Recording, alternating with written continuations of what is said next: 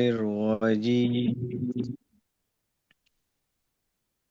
بسم الله الرحمن الرحيم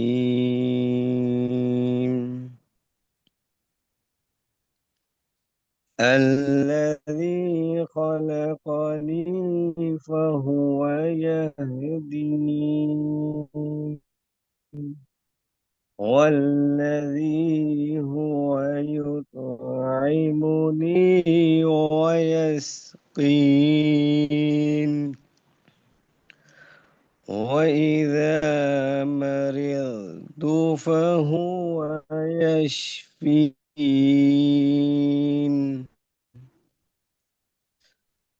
والذي يميتني ثم يحيين والذي أطمع أن يغفر لي خطيئتي يوم الدين رب هب لي حكما وألحقني بالصالحين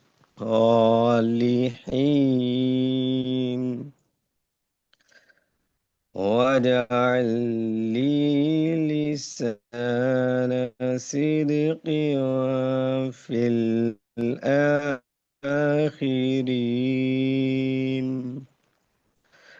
واجعلني من ورثة جنات النعيم.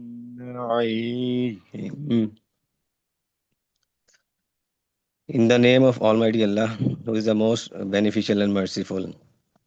He is the one who created me, and He alone guides me.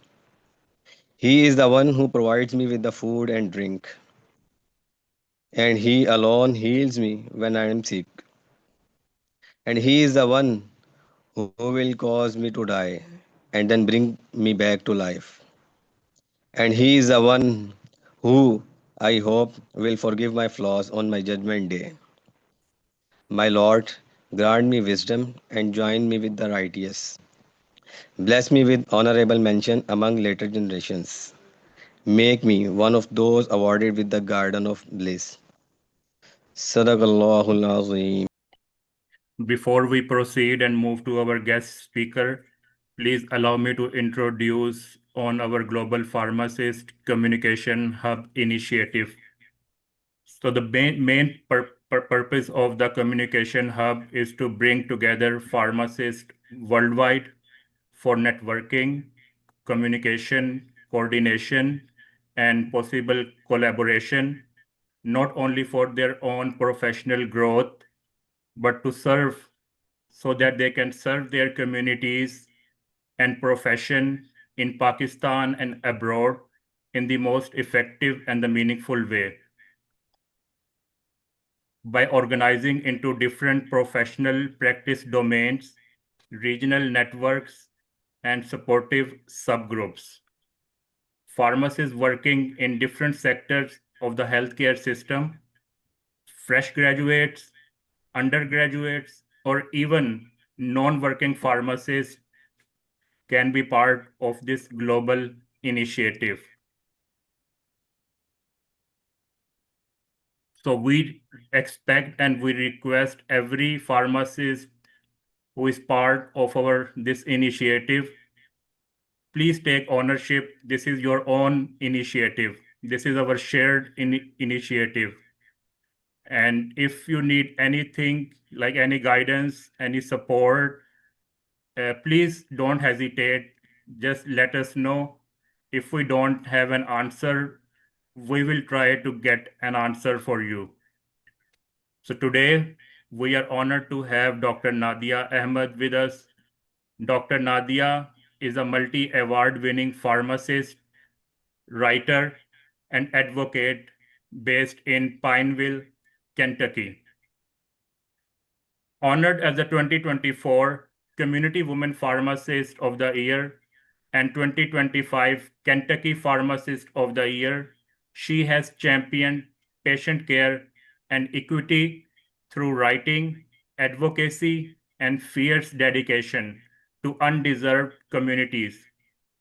Currently serving as a district engagement lead pharmacist at Walgreens, Nadia is a profound champion for community pharmacy and pharmacist well-being. She has spearheaded immunization efforts, advanced public health outreach, and mentored future healthcare professionals.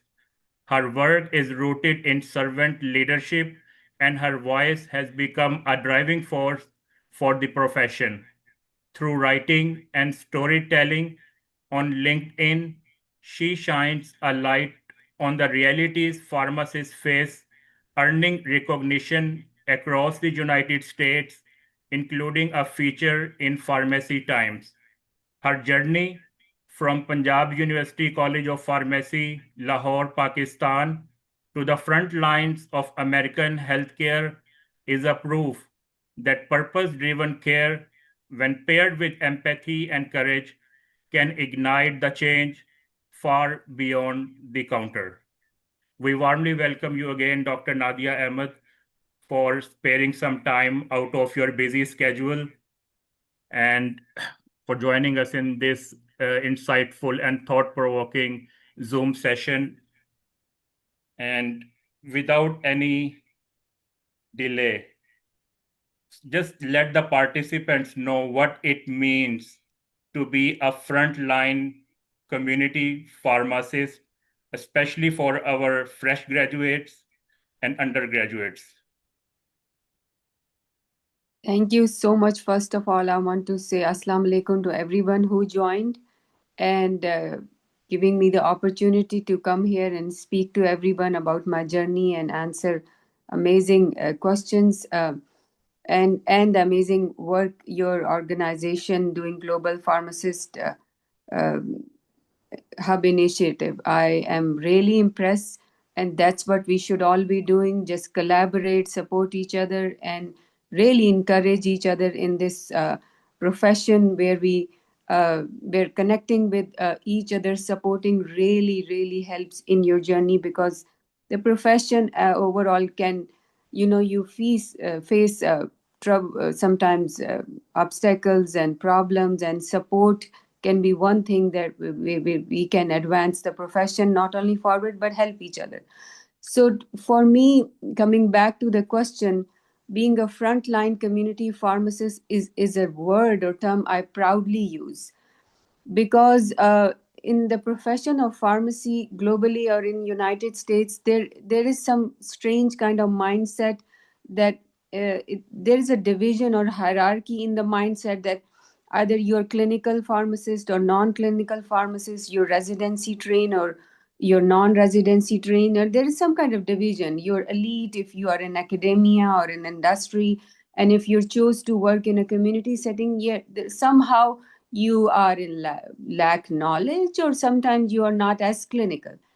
So when I joined, become actively involved in the profession, I felt that. And I was like, I question it. And it's, as a pharmacist, as a healthcare professional, we should always question, why is this belief? We need to question, maybe address it and do something about it. So I started using this term frontline community pharmacist, where you go out and work in direct, you chose to go out and work in direct patient care. You meet patients where they are. Sometimes you meet them when they have the difficult diagnosis.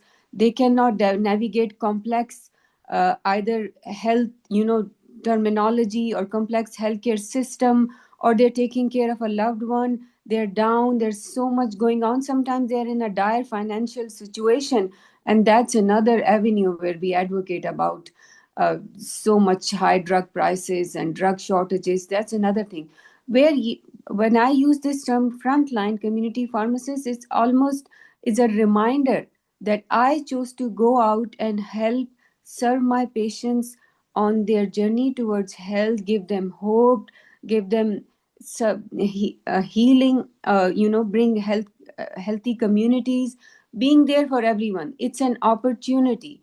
I take it as a really a privilege and honor to go out and serve my patients. And there are no days which are similar than the previous day. There would be days that are heavy, unpredictable. There are challenges. Equipment breaks down. There's system glitches. There's so many problems you face every day. And but still, you are there for these patients every single day along with your team. You go out and serve them. You are their hope. You bring them understanding of what's going on, and really it's an opportunity every day to go out and serve and being a frontline community pharmacist. And in my case, it's by choice. I have the opportunity throughout my career to move up and go behind the desk or work behind the screen and manage stores and teams. But I chose because I know my purpose and my spark lies when I interact with my people and patients, listen to their stories, and help them. So, this is what for me, for young professionals, whichever one gives you joy, you feel your heart will tell you that this is what making me, this is where I belong. And sometimes you don't find it right away, and it's okay. Sometimes you would not, you have to work in sometimes in your rotations, clinical settings, that this is where giving me I'm finding my this joy. Really, I'm enjoying it. This is my passion. For me, thankfully, I find it day one that community pharmacy is where I belong. And since then I work in different initiatives, support different like clinical uh, immunizations. I work as district engagement lead, some different volunteer at many different initiatives. But every single day I go out and work as a community pharmacist by choice, and I think it is so rewarding. Rewards are beyond measure. I have so many stories where, and that's what I did, started sharing stories, and people resonated. That's sometimes it serves as a reminder to go out and make a difference. So that's where, in small summary, what frontline community pharmacists mean. Thank you so much. So you graduated from University College of Pharmacy back in, if I remember correctly, 2002, Yes. and then getting licensed 10 years. So can you tell our participant why that much gap? And because Yes. most of the, especially for those who feel that it is too late to try again. Yes. Yes, absolutely. That's a beautiful question. And my journey is unique. I graduated in 2002 from University of Punjab, Faculty of Pharmacy. Uh, great time in those 5 years I spent over there. And but when I graduated, I got married that same year and moved to United States. So it was a new country, new culture, new environment, a new family. I was engaged to my husband, so I knew the family, but it was too much new for me. So I was adjusting to many news in my life, and then life happens. Alhamdulillah, I had three beautiful children, two daughters and son. And then I got busy in my life, and at one point I had believed that it was too hard to get license in United States. I want to be open about it. There are like too many exams. You have to give first FPGEE, and then you have to give TOEFL, and then 1,500 hours of internship, which is almost a year internship in any setting you prefer. And then the licensing exam which US graduates have to give, NAPLEX and law. Every state has a law exam. So really, I believe that it's too hard. I won't be able to do it. And then I got busy too, and I was like, it's not for me. And then one fine day around 2008 or 9, I got connected with my friends. Facebook boom happened, and they said you need to come on and join that group. I was like, okay. And then I checked all my friends, friends where we graduated together. They were all around the world doing great in different settings in Pakistan, great positions. I was like, I was a good student too, and let's give it a try. Again, that spark happened in me. Let's see if I can do it. Now I want to tell everyone that odds were all against me. Sometimes, you think that nothing is going perfect. I was busy as a mother, as a wife, and now almost 9 years at that point, completely out of touch of pharmacy knowledge. So I want to tell everyone that who are especially students, you think that you're going to forget. Human brain and mind is Allah Ta'ala has made. It's amazing. It's just beyond our comprehension. When I open the books, I'm not gonna say that I remember everything, but most of the basics I do remember about pharmacology and other subjects. So I started. So then I have to be creative, and I made flashcards. I used to take my daughters to play in a park where they take swings and slides. So I used to study during driving them to school or to different classes. I used to listen to lectures and practice speaking for TOEFL.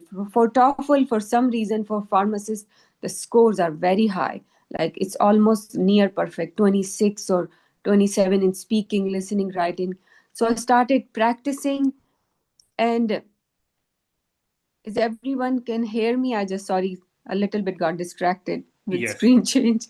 Okay, so then after 10 years, I wanted to share everyone that, and I put pasted charts around my house in kitchen where I used to spend most of the time, and end up passing. My husband, my mother really supported me. I cannot just say that it was just me. It had a great support family system, and I asked for help. It's okay to ask for help when you feel like you have a career, a goal to make, and family and your friends are there. We found a study group too with my other friends who graduated with me, and she encouraged me. One of my friends encouraged me a lot. So family support, but there you have to make that one decision that I can do it. And I end up passing all my exams. It took me around, give myself a year and a half to 2 years with internship, everything. I did my internship at Walmart, but end up passing all my exams and then enter into workforce. And no one had any issue when gave interview with Walgreens. I told them that I was, any gap in your resume, you can make it work in your benefits. That I got married, moved to a new country, become a mother, and was busy. So life can happen. Things don't go away the way you want or like, but you can turn things around at any time in your life. And it's been 11, 12 years I've been practicing pharmacist and had the most amazing journey so far. So this is how, being determined, being committed, and making that one decision that I am going to allow myself and ask Allah to help me and guide me, and here I am. It's most rewarding. One can do it even 10 years after graduation. That's so wonderful. Glad to know your journey.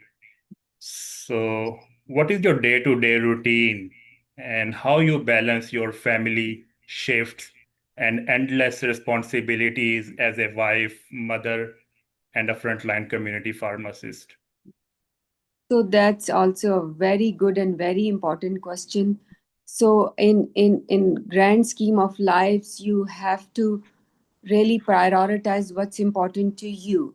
For me, I do work full time, and like I said, I'm involved beyond my work in many other volunteer work, and I enjoy writing, have hobbies, take care of my health.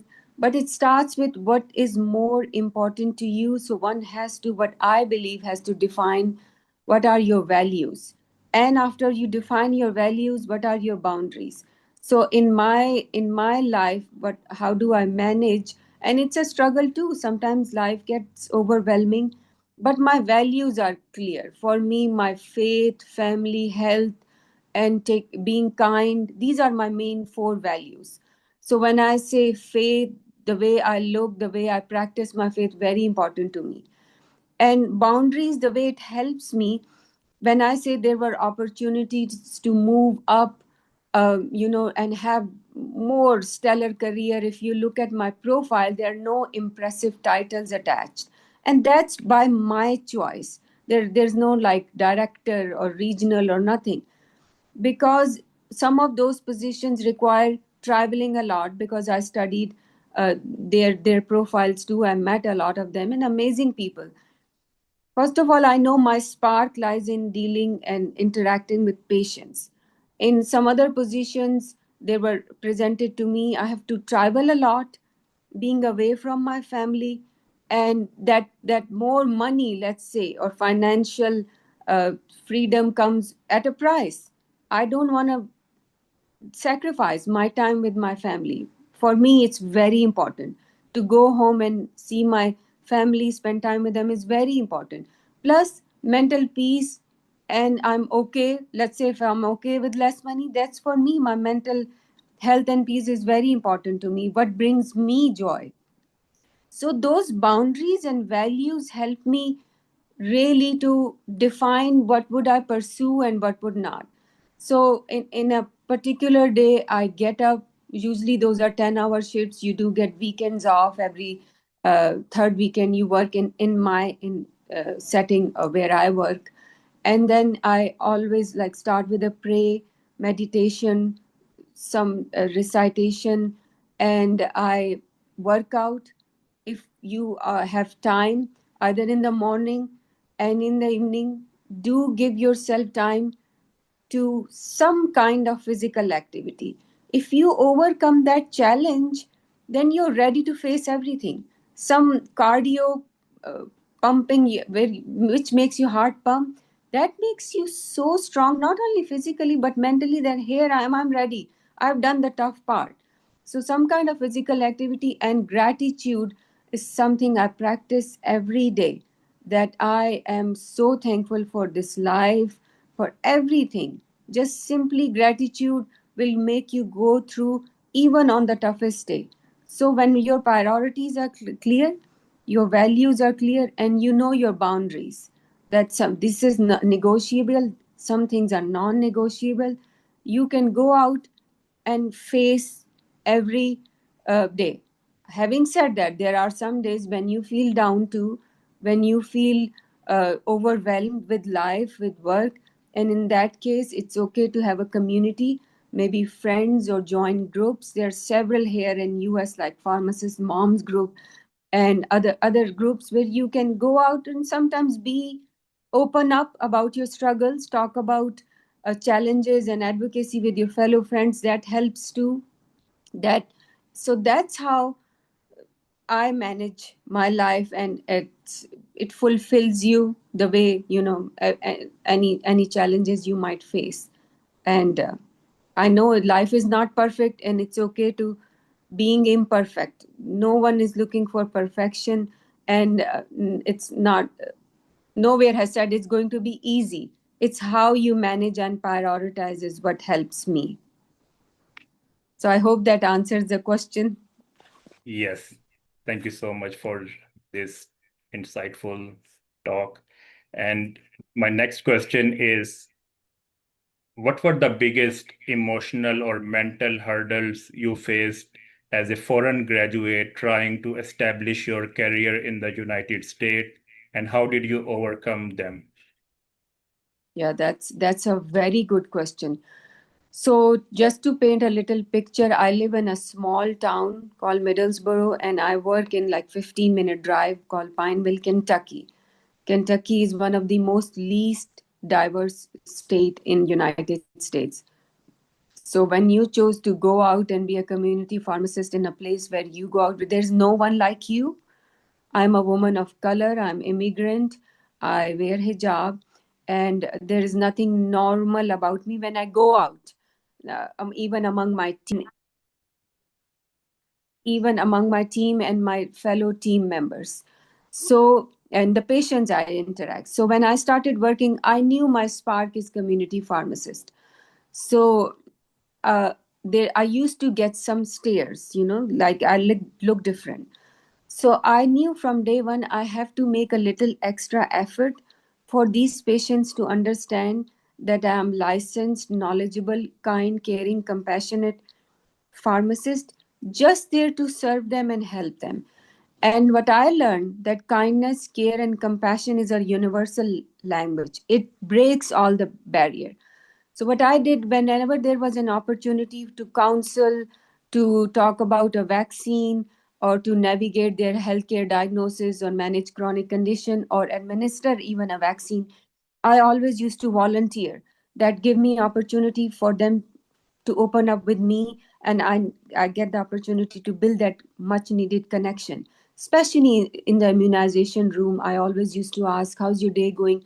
Sometimes I start with a little praise, oh, you look nice, or what plans you have for the day, or even whenever I used to give, I have so many stories about people have a lot of tattoos here. So whenever they open their arm, there's always a tattoo.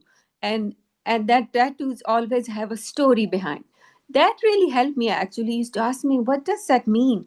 Either it's the most loving memory or some kind of date or some kind of a reminder of some time in their life. Some have served in the military. So always a story. That helped me to build the connection that they can see me behind those physical differences. So it was not easy. I have to admit that to look different. But again, I'm going to go back to my previous question that if your values are clear, you know who you are, and this is non-negotiable. That frees up the space and emotional you space in your mind that I'm going to use for that energy and that space to serve these patients, be more creative, and used to build that connection. And because I'm not going to change you are, that's a betrayal. I'm not gonna willing to look different or try to fit in. No, I'm not. This is non-negotiable. I'm not okay to do that betrayal to myself. Then I won't be able to serve these patients truthfully, wholeheartedly. So, yes, it was hard. It wasn't easy. You do get, even sometimes, even as a woman, too. I think this is universal all around the world. You have to prove your worth, that you are smart, you're capable, you are here to serve, and you have all the knowledge and capability to do the job. But even in this time and age in 2025, sometimes still patient ask for, is the male pharmacist working? Even to my fellow white, blue-eyed, blonde female pharmacists, sometimes they have the male technician answer the questions which we are relaying the information. So yes, it's not easy, but one should be clear that you are there to serve and remind these patients and build that connection that you are capable enough and you can do the work and deliver the care and achieve anything you like in any working capacity. It wasn't easy, and but I did it, and now these patients come looking for me, and they will remember your name, and they ask. Now I have built the connection. I work in the same location for past 10 years now.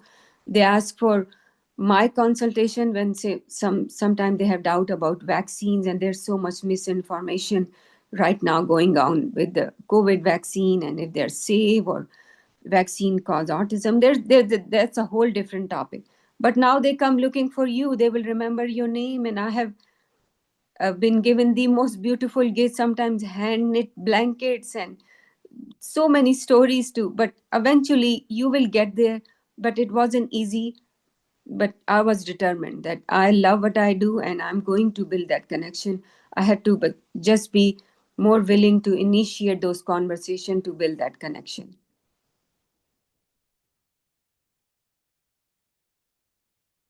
I hope that answered that question. Yes, But thank you. Sorry, I was on yes, mute.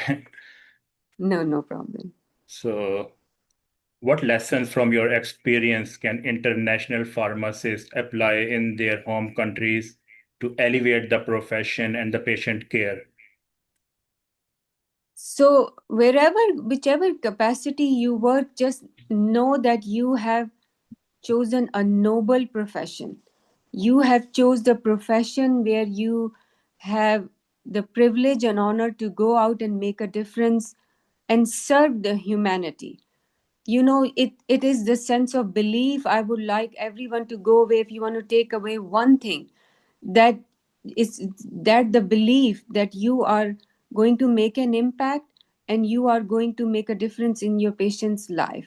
I want to share a story I read in somewhere in a book, that there were three bricklayers.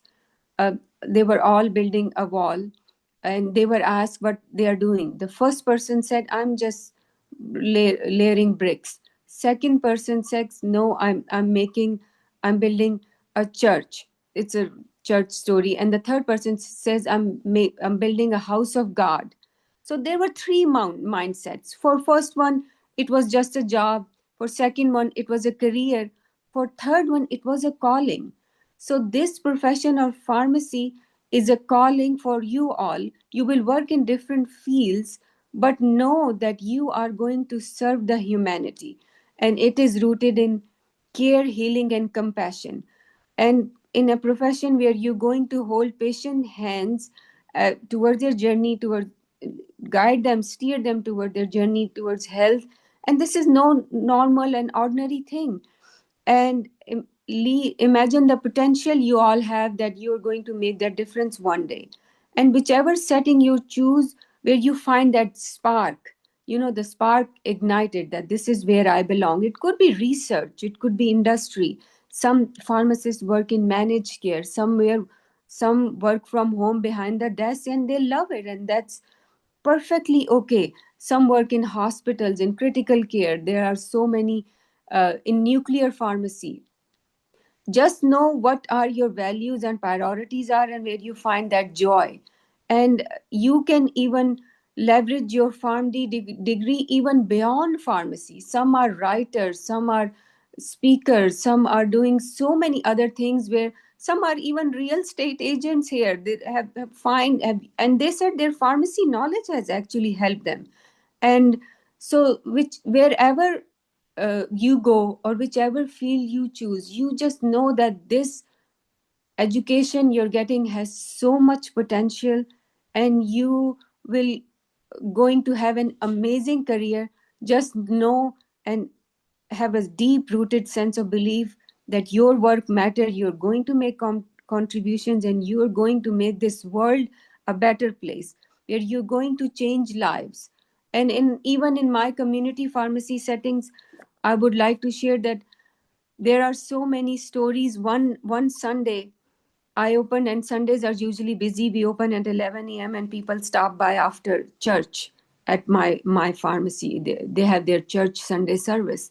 And I got a call from one of my regular patients, and she said, I'm going through a mental breakdown. She was in a full blown panic attack. And now let's paint the picture. There were patients waiting, there were phones ringing. Patient med control prescriptions are due, and we have to get them ready on the same day. And I have a technician, another one helping. I signal them that this call is important. This is where your triage, even on a crazy, busy, hectic day. I need few minutes of just distraction, and I have to be there with this patient. And I have walked her through. I let her listen, and have her breathe with me. Then I got have her distracted, because I knew it's good to know your patients. I knew that she love animals, and she have so many dogs. One of them most favorite was a pit bull. And I asked her, how's your pit bull doing? And she said, yeah, there are misconceptions about pit bull, that they are aggressive and they hurt other people. It's not true. I was like, yeah. So I basically walk her through mental health crisis that Sunday morning. And what happened next, I was doing my job. I acknowledged, I addressed, I'd walk her through. And I said, if you want me to call 911, she's like, no, I'm okay just after talking to you. So this is what making a difference look like. She went on Facebook and publicly thanked me that I saved her life that day. So this is what this profession you have chose. Be proud of yourself. I want to congratulate you all, and know that you are going to make an impact. So this is what my journey and my experience, what I wanted to share with you all. Thank you so much, So let's take the last question, and then we will open the floor for the participants. There is a wave of Islamophobia all across the country. Do you face challenges being minority, immigrant, hijab wearing woman of color? And how do you overcome that? Yes, there is a wave. I do address and acknowledge it. There is no denying the fact. But having said that, there are people internationally, I talk to them every day. When they know you, the good thing about American nation, which I have been here from 2002, is when they know and they understand, they really are the people who would really understand where you're coming from. They would, if you, like I said, you have to initiate and be open and willing to talk to clear any misconception. In my setting, in my community setting, like I said, I was giving opportunities based on my knowledge and skills, got hired right away. There was no opportunity that was held just because I look different or I'm coming from a minority. There was no opportunity held. In 2023, in 2020, I got very active on LinkedIn and started sharing stories.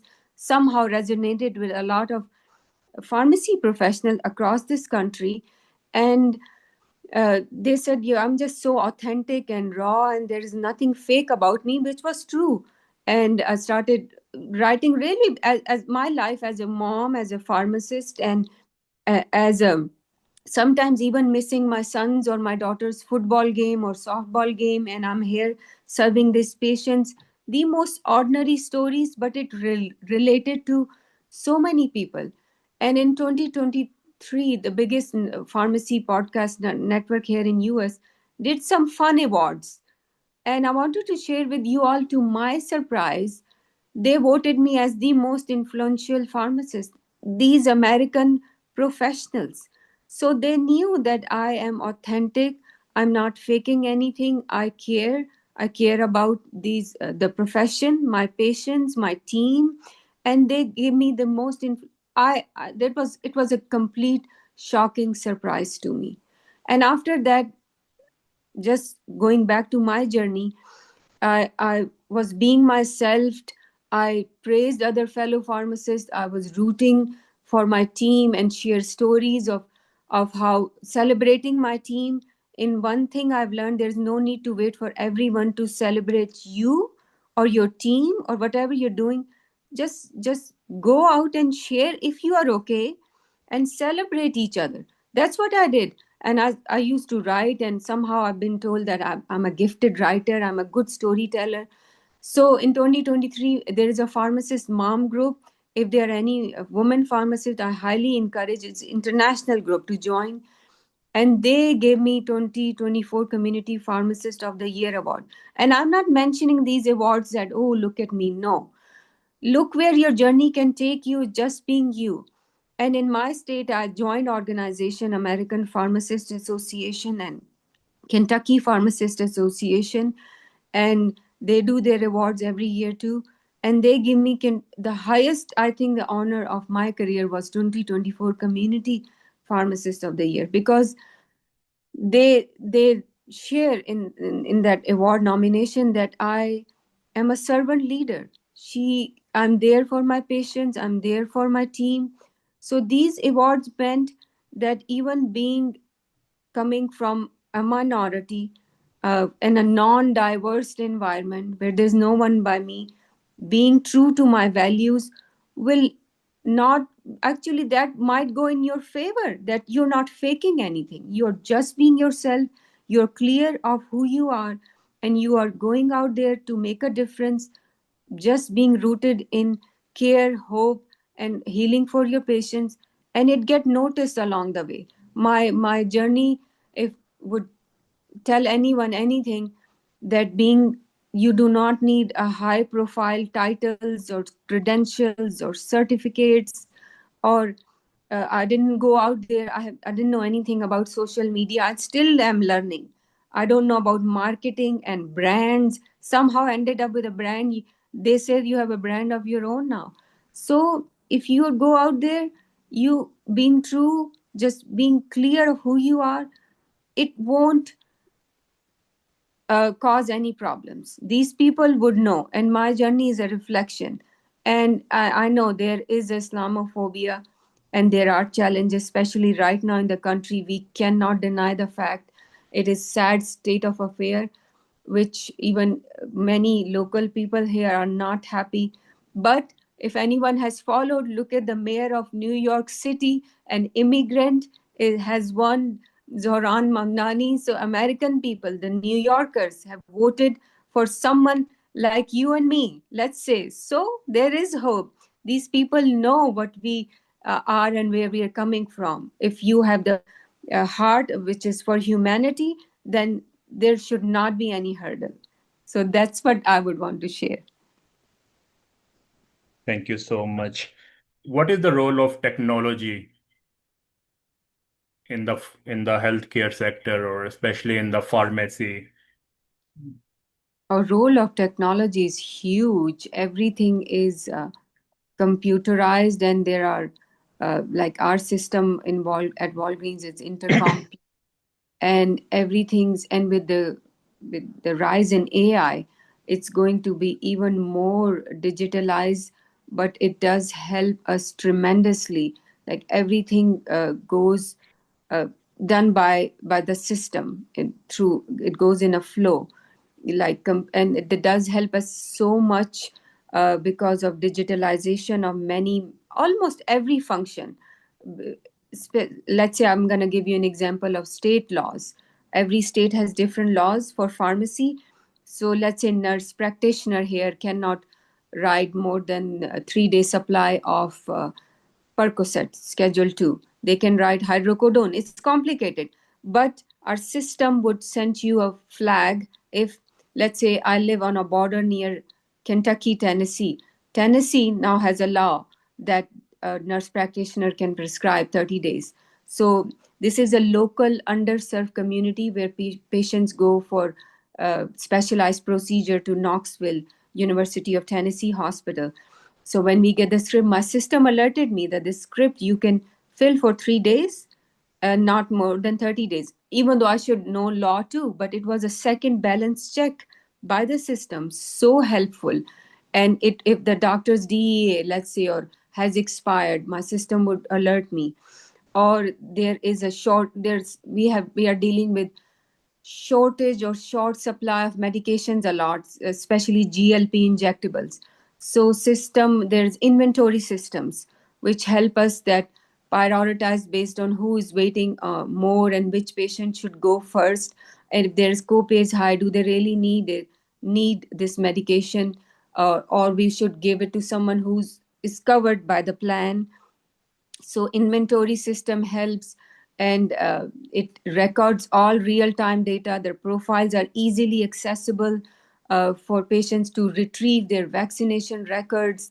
And ordering system is a system. When we put out of stock or partial pill, system will automatically order. And then we have then now central fill locations where 90 days maintenance fill will go directly to our central fill location. Those medications are delivered the next day. So it's huge help, and it's actually helping us to have more time. So administrative tasks are off of our plate, so I can focus more on one-on-one patient care for chronic disease management, or they are introducing testing and treating for common strep flu, because there is a physician and primary care provider shortages too. And patients visit a pharmacy more often and easily. We are easily accessible professionals. That's also to our benefit. So we can educate and promote vaccines and other healthcare initiatives more. So role of technology, digital solutions, it's amazing. I am all for it because it frees up my time to provide more patient care. And also then with digital care, there are refill reminder, adherence barrier issues taken care of. They send them reminders and autofill.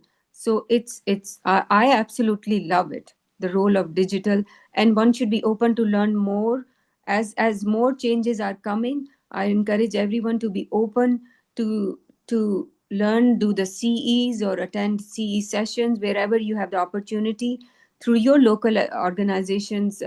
Here through KPHA, our associations, and does all kinds of CE, join those Power Pack. There are many free opportunities to learn more and stay up to date. That gives you more confidence too as a healthcare professional when you are up to date. I've seen a question. Is it okay if I can address it in the Yes. chat? Someone asked a very good question here about PharmD doing MD after some other degrees. Is it good choice or other certification? If you want to do for MD after PharmD or any other education, some pharmacists do masters in public health. I've seen some do MBAs or other degrees. It's up to your life choices. Like I'm gonna be honest, in United States, there are some who go back to med school or some who go back to, you have to make sure that it's education.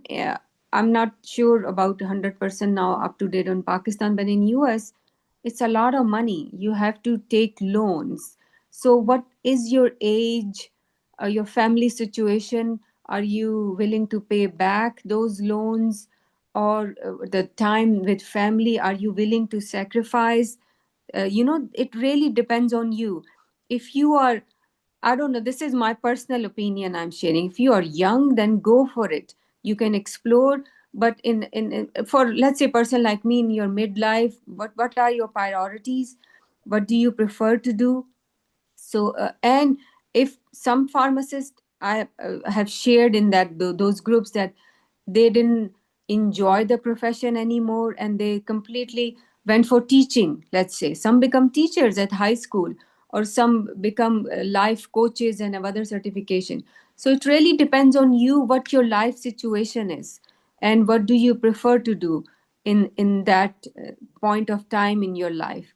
If you can manage it, and especially in another country, pay back those loans and the time, energy, willing to serve, then go for it. Why not? Thank you.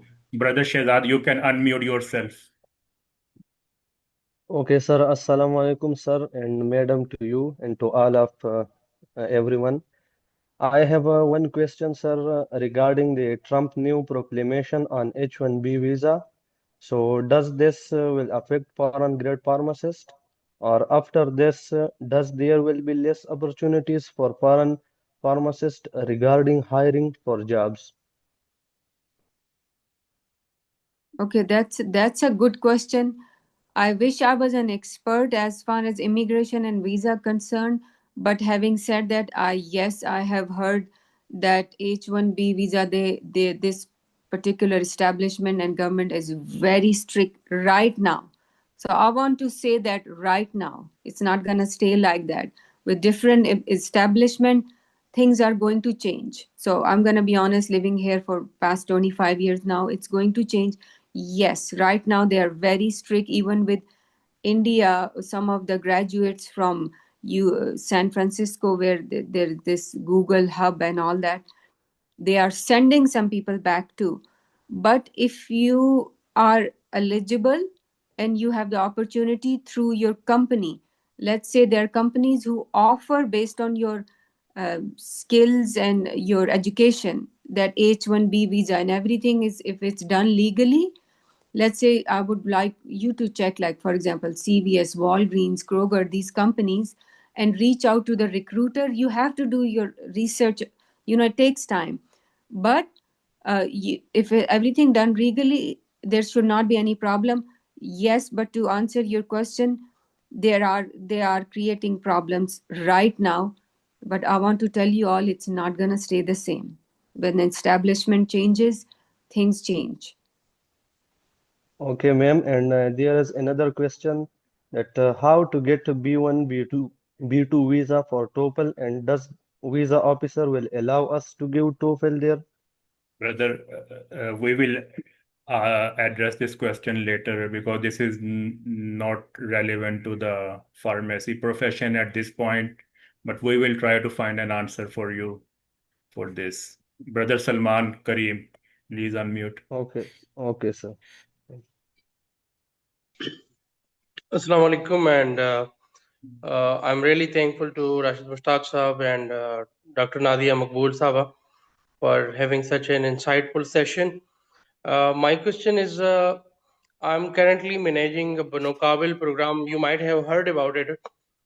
We are having a very good program here in Pakistan regarding IT and digital skills. I tried my level best to inculcate or to include the field of pharmacy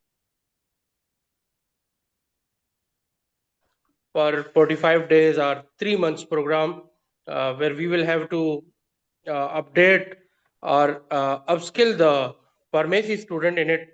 So do we have such sort of program that can be run through IT or digital skill? Because I want to include all these courses, health related courses. Being a healthcare professional, I know that we have to update ourselves. And as you also mentioned that such sort of courses are the dire need of the day to keep oneself updated. So I just want suggestions.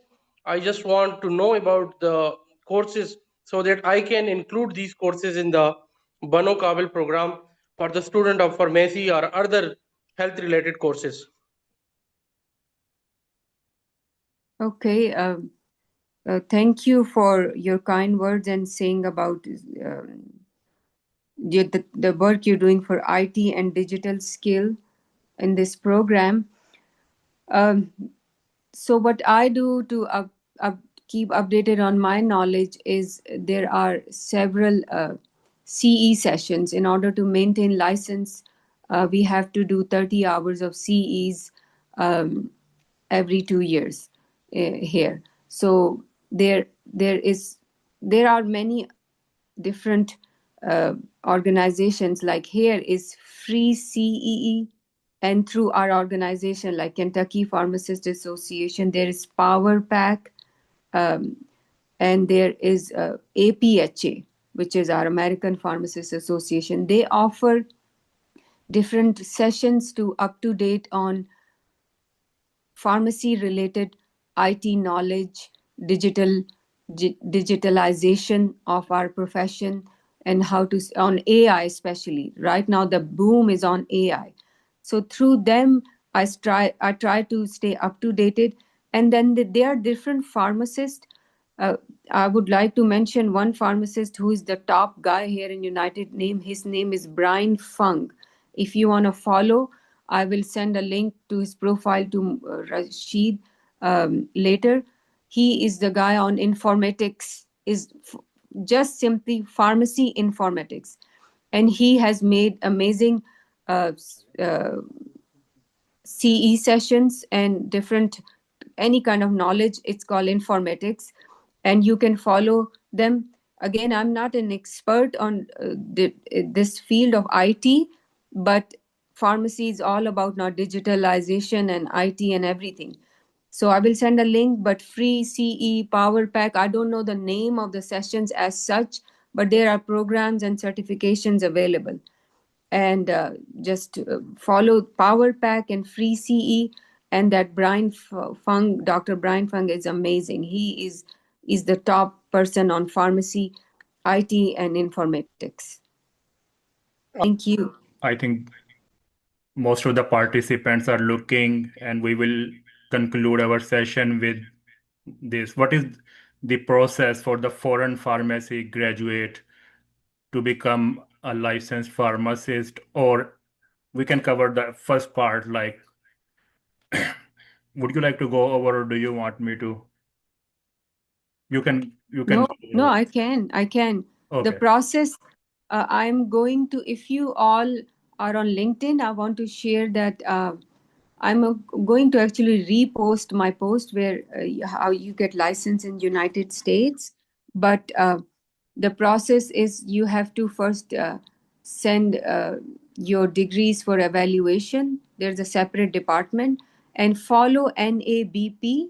That's your friend website, NABP, simply National Associations of Board of Pharmacy, where all the information is laid out for you. So first is FPGEE, Foreign Pharmacist Graduate Equivalence Examination, and you have to pass that exam. It's administered.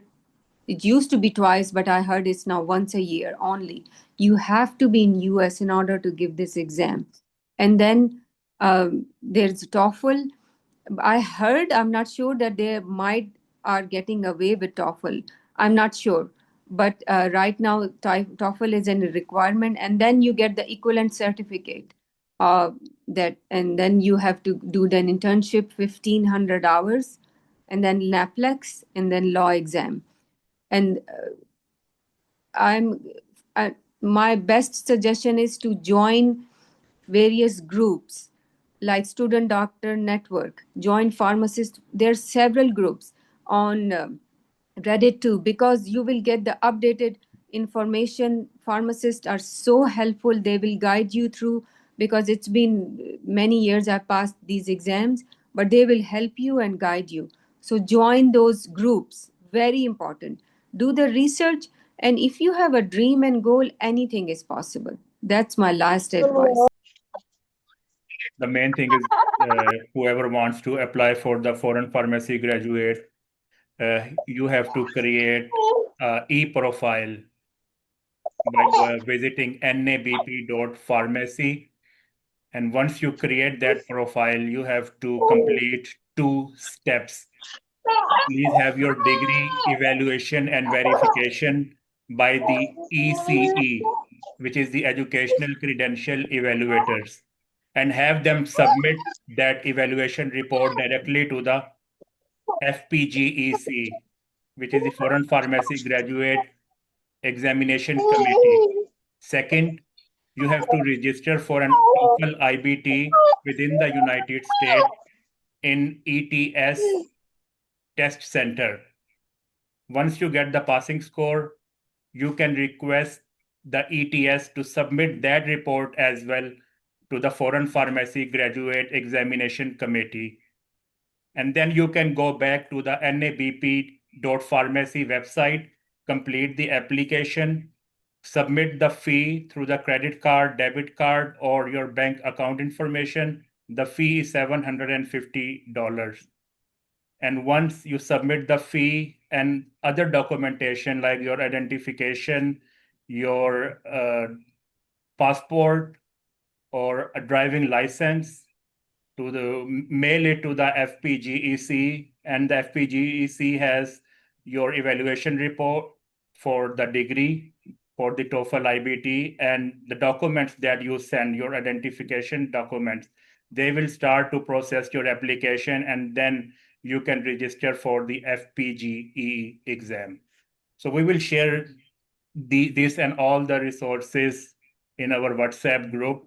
So if you are not part of the group, we recommend you to join the Global Pharmacist Communication Hub. Share the link with other pharmacists, have them on board with us so that we can serve our profession in the communities in the most effective and the meaningful way. And I think it's above an hour. We should conclude our session. We sincerely thank Dr. Nadia Ahmed for sparing some time and joining us in this insightful and thought-provoking Zoom session. We had participants not only from Pakistan, but I do see from Norway, Canada, Australia, and the Middle East as well. And when I was going through the registration, I was surprised that when I reviewed the 50% of the registration, we had participants touching more than 50 educational institutes of Pakistan. So that shows our participants are very dedicated, committed, and they want to excel and grow. So that is the purpose of our initiative. we will inshallah continue to strive for collective growth and collective success. So in 2 words, if I can summarize, the purpose of our initiative is collective growth and collective success. And this is the forum of the pharmacists, run by the pharmacists, for the benefits of the pharmacists. If you are a pharmacist, you are the owner of this initiative. Please come forward, take a lead, provide your knowledge, experiences, skills, and let's take this global initiative to the next levels. And I again thanks all participants. Thanks Global Communication Hub for providing this opportunity, and the Islamic Pharmacist Forum. We will continue this talk and will expand it in detail to discuss the stepwise the foreign licensing process. We will try to cover the NAPLEX, MPJE as well in our next session. So thank you so much, Dr. Nadia, for joining us. Thank you so much for having me. And I couldn't address all the questions. There were so many in the chat, but I would encourage you all to follow me on LinkedIn. They asked for a LinkedIn account, but sorry, I couldn't paste it right here. If you can share with them, that would be great. Maybe paste it in the chat from my profile. That would be a huge favor. And anyone can message me on LinkedIn with any questions if you have. I would love to address, and I love to help my fellow pharmacists across the globe. It's an honor to be in service of anyone. And I would like to just end with one question, which was a very great question, stood out to me from Zainul Abidin, that what is the one skill which has helped you as a student and will help you make an impact? It's just the willingness to work hard. Really, do not listen to any naysayers or anyone who doubts you. Just keep being you, keep working hard, keep shining. Do not let your dim light or try to shrink yourself to adjust to anyone who will ever doubt you. You will be in the room where you'll be the only one. You will feel like you're outcasted or you're alone or no one is encouraging you, supporting you. Just be your own best cheerleader in any capacity and willingness to show up every day with determination and passion, and you are going to shine. That's my final message to everyone. Thank you so much. We conclude our session with Surah Al-Asr. Bismillahir Rahmanir Rahim. Wal asr innal insana lafi khusr illa alladhina amanu wa amilus salihat wa tawasaw bil haqq wa tawasaw bis sabr. Assalamu alaikum wa rahmatullahi wa barakatuh.